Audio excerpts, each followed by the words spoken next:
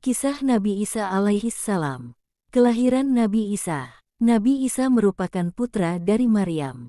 Kelahiran Nabi Isa sulit dipercaya dan dibenarkan oleh orang-orang yang hanya percaya pada ketentuan-ketentuan hukum alam.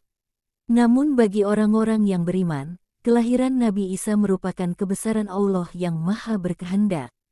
Maryam adalah seorang wanita solehah yang mengabdikan dirinya kepada Allah. Sehari-hari Maryam mengisi waktunya hanya beribadah dan menyembah kepada Allah di sebuah mihrab Baitul Maqdis. Maryam selama beribadah di dalam mihrab tidak pernah bertemu dengan seorang lelaki pun kecuali Nabi Zakaria, yang memelihara dan menjaganya sejak kecil. Pada suatu hari, Maryam didatangi oleh malaikat Jibril yang menyamar dalam wujud seorang manusia. Begitu melihat ada seorang laki-laki berdiri di hadapannya, terkejutlah Maryam seraya berkata, "Sesungguhnya aku berlindung kepada Allah, Tuhan yang Maha Pemurah jika kamu adalah orang yang bertakwa." Maka malaikat Jibril pun menjawab, "Sesungguhnya aku hanyalah utusan Tuhanmu." Malaikat Jibril kemudian mengabarkan berita gembira dari Allah. "Wahai Maryam, sesungguhnya Allah telah memilih dirimu, mensucikanmu, dan melebihkanmu dari wanita-wanita lain di dunia.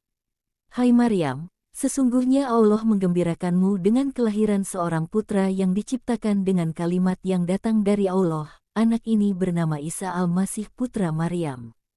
Ia akan menjadi seorang yang terkemuka di dunia dan akhirat, dapat berbicara sejak dalam buayan dan ketika dewasa ia akan termasuk di antara orang-orang saleh." Setelah kejadian itu, Maryam hamil. Ia pun segera keluar dari kampung halamannya untuk menghindari fitnah dari kaumnya. Sampai akhirnya, di suatu tempat yang bernama Baitul Lahmi, Palestina, Maryam menyandarkan tubuhnya di sebuah pohon kurma dan lahirlah seorang anak yang bernama Isa. Setelah melahirkan, Allah berfirman kepada Maryam agar tidak menjelaskan apapun ketika bertemu dengan orang-orang, bahkan ia juga diperintahkan agar meminta orang-orang itu berbicara langsung kepada anaknya saja. Ketika Maryam kembali ke kampung halaman, orang-orang melihatnya dengan perasaan sinis dan benci. Mereka merasa heran akan kejadian yang dialami oleh Maryam yang melahirkan anak tanpa suami. Orang-orang pun bertanya kepada Maryam untuk mengetahui siapa ayah dari anak. "Hai Maryam, sesungguhnya kami mengenalimu sebagai wanita baik-baik. Ayah dan ibumu bukanlah seorang yang hina dan buruk.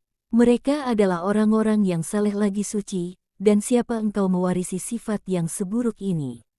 Maryam pun membisu, lalu dengan tenang ia menjawab, "Jika kalian ingin mengetahui apa yang sebenarnya terjadi, maka bertanyalah pada anakku ini. Hai Maryam, bagaimana mungkin kami dapat berbicara dengan bayi yang masih merah ini?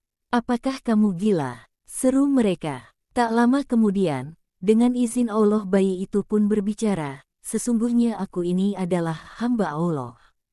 Dia memberiku Alkitab dan dia menjadikanku seorang nabi.